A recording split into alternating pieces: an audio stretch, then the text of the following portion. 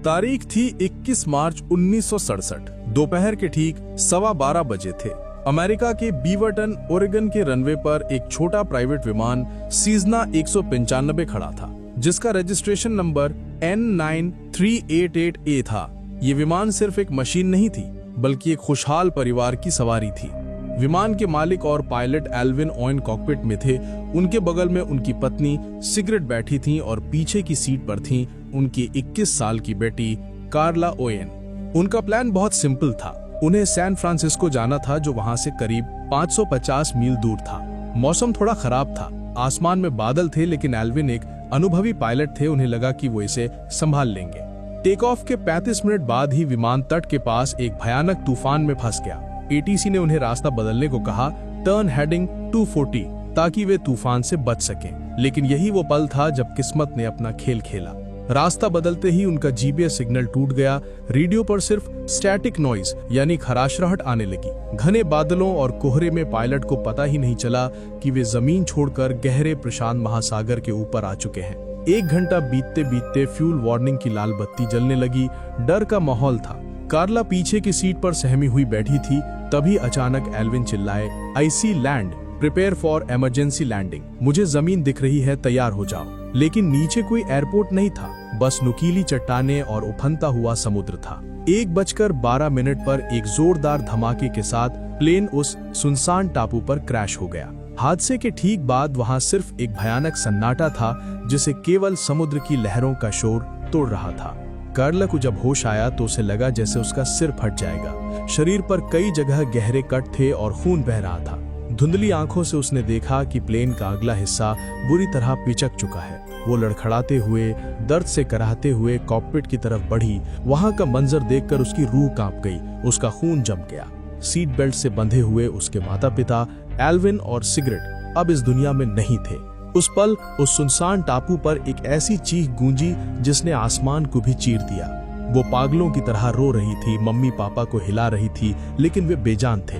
मौत का ये ठंडा और क्रूर रूप कार्ला जैसी नाजुक लड़की को मानसिक रूप से तोड़ने के लिए काफी था। वो कई घंटों तक वहीं बैठी रही, सदमे में। लेकिन टापू का मौसम गर्म था और बॉडीज का वहां ऐसे ही पड़े रहना ठीक नहीं था। उसे अपनी जिंदगी का सबसे कठिन फैसला लेना पड़ा। अपने ही हाथों से प्लेन के टूटे हुए मधातु के टुकड़ों से उसने रेत खोदना शुरू किया। ये काम किसी नर्क से कम नहीं था। रोते बिलखते हुए, कांपते हाथों से उसने अपने माता पिता को उसी सुनसान तट पर दफनाया। इस काम में उसे 2 दिन लग गए। कब्र के ऊपर उसने लकड़ी के 2 क्रॉस बनाकर गाड़ दिए। अब वो पूरी तरह अकेली थी, उस विशाल समुद्र के बीच जहां उसकी आवाज सुनने वाला कोई नहीं था।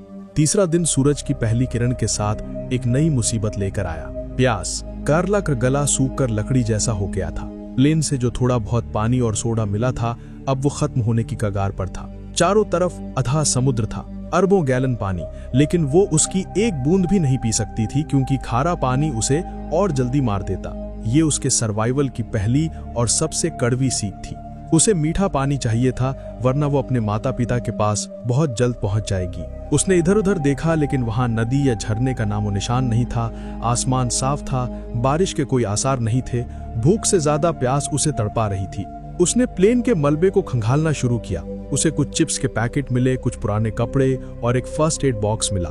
ये चीजें जो शहर में कचड़ा लग सकती थीं, यहाँ उसके लिए सोने हीरे से ज्यादा कीमती थीं।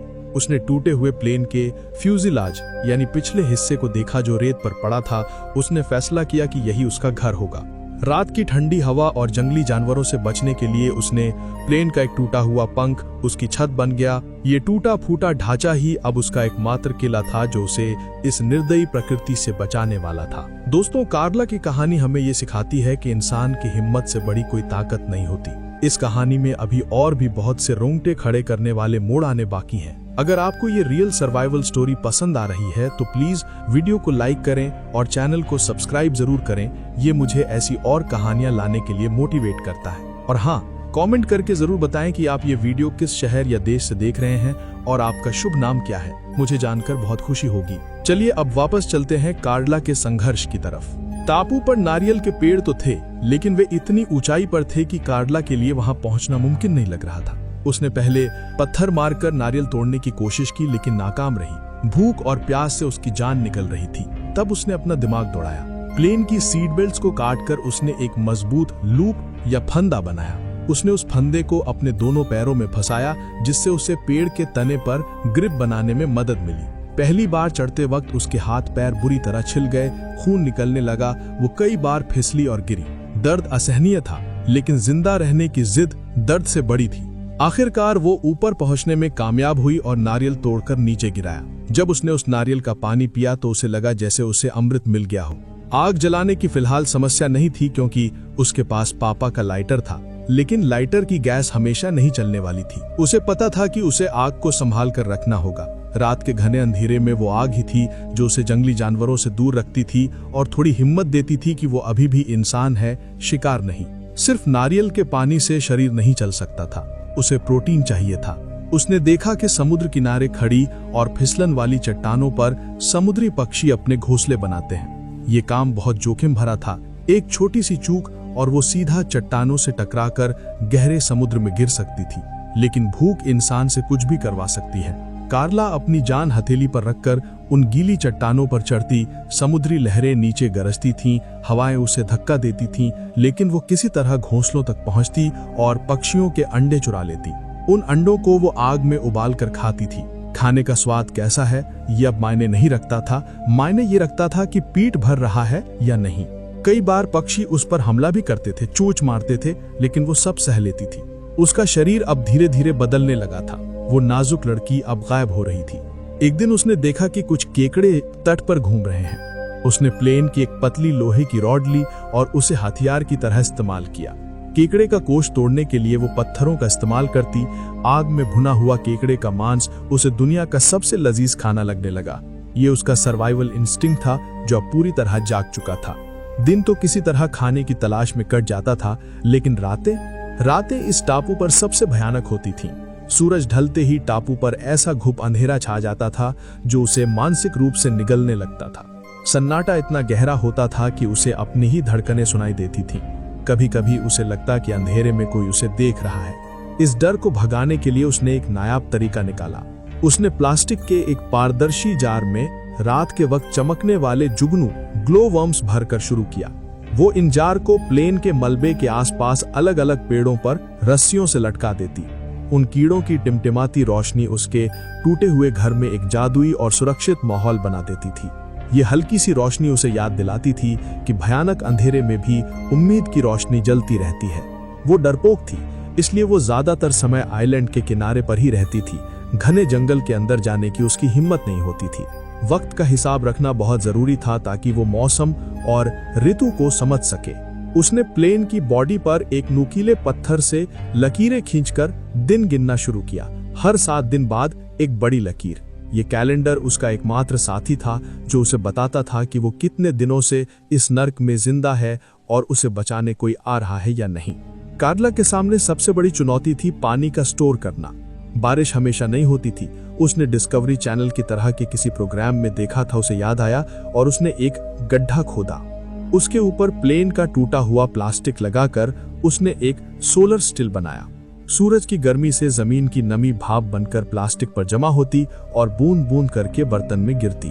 वो पानी की एक एक बूंद को अमृत की तरह जमा करती। उसके पास प्लेन के लगेज से मिली कुछ आधी इस्तेमाल की हुई नोटबुक्स और बॉल पेन थे। ये अब उसके सबसे अच्छे दोस्त थे। वो हर रोज अपनी लड़ाई की बातें लिखती, कभी मरी हुई माँ के नाम चिट्ठी लिखती तो कभी भगवान से शिकायत करती। आज मैंने एक बड़ा केकड़ा पकड़ा, आज बारिश हुई। ये छोटी छोटी जीत लिख कर रखना उसे मानसिक रूप से स्वस्थ रख रहा था। वो धीरे धीरे शहर के तौर तरीके भूलने लगी थी। जंगल के नियम अब उसके नियम थे। वो एक आदि मानव की तरह व्यवहार करने लगी थी। उसके कपड़े फट चुके थे, उसने उन्हें सिला और अजीब तरीके से पहनना शुरू किया। वो हर वक्त चौकन्नी रहती थी। जंगल की हर आहट का मतलब उसे समझ आने लगा था। वो जानती थी कि यहाँ कोई डॉक्टर नहीं है। एक छोटी सी चोट या इन्फेक्शन उसकी जान ले सकता है, इसीलिए वो हर कदम फूंक फूंक कर रखती थी। समय बीतने के साथ कार्ला का शरीर पूरी तरह बदल चुका था। धूप में लगातार रहने से उसकी गोरी त्वचा जलकर तांबे जैसी काली और सख्त हो गई थी। उसके बाल जो कभी सलीके से संवारे जाते थे अब जंगली झाड़ियों की तरह उलझ गए थे। सिर्फ नारियल और अंडों से शरीर नहीं चल रहा था, उसे और पोषण चाहिए था।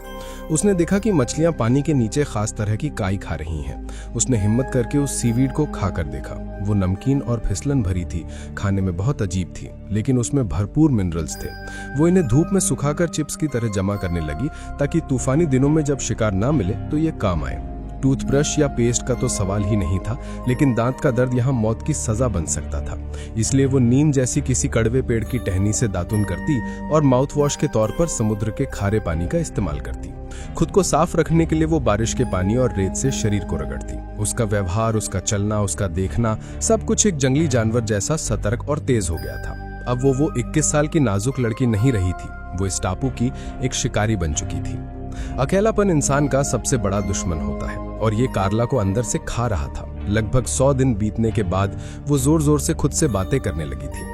उसने एक नारियल के सूखे खोल पर कोयले से आंख और मुंह बनाकर एक चेहरा बनाया और उसका नाम रखा मिस्टर होप। वो उसके साथ घंटों बातें करती, उससे झगड़ती, हंसती और रोती। कभी कभी उसे लगता कि मिस्टर होप उसे जवाब दे रहा है। ये पागलपन की शुरुआत थी। एक रात उसने समुद्र की तरफ देखकर यहाँ से निकलने का प्लान बनाया। अगले कई दिनों तक उसने जंगल से सूखी लकड़ियां काटी और प्लेन के मलबे के साथ जोड़कर एक बेड़ा मतलब राफ्ट तैयार किया। लेकिन जब इसे समुद्र में उतारने की बारी आई तो विशाल लहरों और अंतहीन नीले पानी को देखकर उसकी हिम्मत जवाब दे गई। उसे समझ आ गया कि अगर वो रास्ता भटक गई तो वो समुद्र के बीच प्यास से तड़प तड़प कर मर जाएगी। उसने उस बेड़े को वापस पेड़ से बांध दिया। वो बेड़ा वहीं पड़े पड़े सड़ने लगा, जो उसके कैद होने का प्रतीक बन गया था। वो बेबसी से उस बेड़े को देखती और रो पड़ती। उसे महसूस होता कि शायद ये टापू ही अब उसकी कब्र बनने वाला है। देखते देखते 200 दिन बीत गए। कार्ला का वजन लगभग आधा रह गया था। आशा की किरण अब धुंधली पड़ने लगी थी। उसने कई भयानक तूफान और साइक्लोन झेले थे, लेकिन अब उसका मन हार मानने लगा था। एक दिन वो एक ऊंची चट्टान के किनारे पर जाकर खड़ी हो गई। नीचे नुकीली चट्टानें और गहरा समुद्र उसका इंतजार कर रहा था। वो कूद नहीं वाली थी। उसने सोच लिया था कि अब और संघर्ष नहीं होगा। तभी अचानक उसे अपने माता पिता की याद आई। उसे वो वादा याद आया जो उसने खुद से किया था, जिंदा रहने का वादा। वो घुटनों के बल गिरकर फूट फूट कर रोई और फिर चट्टान से नीचे उतर आई। उसने कसम खाई कि वो हार नहीं मानेगी। अपने शरीर और दिमाग को व्यस्त रखने के लिए उसने एक रूटीन बनाया। वो रोज सुबह समुद्र तट पर दौड़ती और उथले पानी में तैरती। वो जानती थी अगर शरीर कमजोर हुआ तो मन भी टूट जाएगा। उसने कॉपी के बचे हुए पन्नों पर एक मैप बनाने की कोशिश की कि वो कहाँ हो सकती है और बचाव के रास्ते कहाँ हो सकते हैं। उसने समुद्र तट पर बड़े बड़े पत्थरों और लकड़ियों से SOS लिखा और उसके पास हमेशा ढेर सारी सूखी लकड़ियां तैयार रखती ताकि मौका मिलते ही धुआं कर सके। आखिरकार 272वां दिन आया। दोपहर का समय था। कार्ला अपनी झोपड़ी के पास बैठी मिस्टर होप से बातें कर रही थी। तभी उसकी नजर क्षितिज पर पड़ी। लगभग 5 किलोमीटर दूर एक विशाल कार्गो जहाज धीरे धीरे गुजर रहा था। कार्ला का दिल जोर से धड़कने लगा। उसने पागलों की तरह आग जलाई और उसमें ढेर सारे गीले पत्ते डाल दिए ताकि गहरा काला धुआं उठे। वो हाथ हिला हिलाकर चिल्लाने लगी, हेल्प हेल्प। हालांकि उसकी आवाज वहां तक नहीं पहुंच सकती थी। जहाज के लुकान पॉइंट पर एक युवा नाविक दूरबीन से समुद्र को निहार रहा था। उसे ये आइलैंड सुंदर लगा, इसलिए उसने जूम किया। तभी उसे वो धुआं और नीचे रेत पर लिखा SOS दिखाई दिया। उसने और गौर से देखा तो उसे एक इंसान की आकृति दिखी जो पागलों की तरह कूद रही थी। उसने तुरंत कैप्टन को खबर दी। जहाज रुका और एक छोटी लाइफ बोट टापू की तरफ भेजी गई। जब रेस्क्यू टीम वहां पहुंची तो उन्होंने देखा कि एक लड़की जो लगभग आदिवासियों जैसी दिख रही थी, फटे हुए कपड़ों में कांप रही थी। उसके हाथ में एक डायरी थी। जब उसे जहाज पर लाया गया और कैप्टन ने उसके डायरी के पन्ने पलटे तो उस सख्त कैप्टन की आंखों से भी आंसू बहने निकले। डायरी के आखिरी पन्ने पर लिखा था, मम्मी पापा मैंने हार नहीं मानी, मैं घर वापस आ रही हूँ। यह सिर्फ एक जान का बचना नहीं था, ये इंसानी जज्बे की सबसे बड़ी जीत थी। दोस्तों, कार्ला की ये 272 दिन की जंग हमें सिखाती है कि जब तक सांस है तब तक आस है। अगर इस कहानी ने आपकी आंखों में आंसू ला दिए हों तो प्लीज़ इस वीडियो को लाइक करें, अपने दोस्तों के साथ शेयर करें और चैनल को सब्सक्राइब करना ना भूलें। आप किस जगह से ये वीडियो देख रहे हैं और आपका नाम क्या है, कमेंट में ज़रूर बताएं। मैं हर कमेंट पढ़ता हूँ। मिलते हैं अगली रोंगटे खड़े कर देने वाली कहानी में। जय हिंद।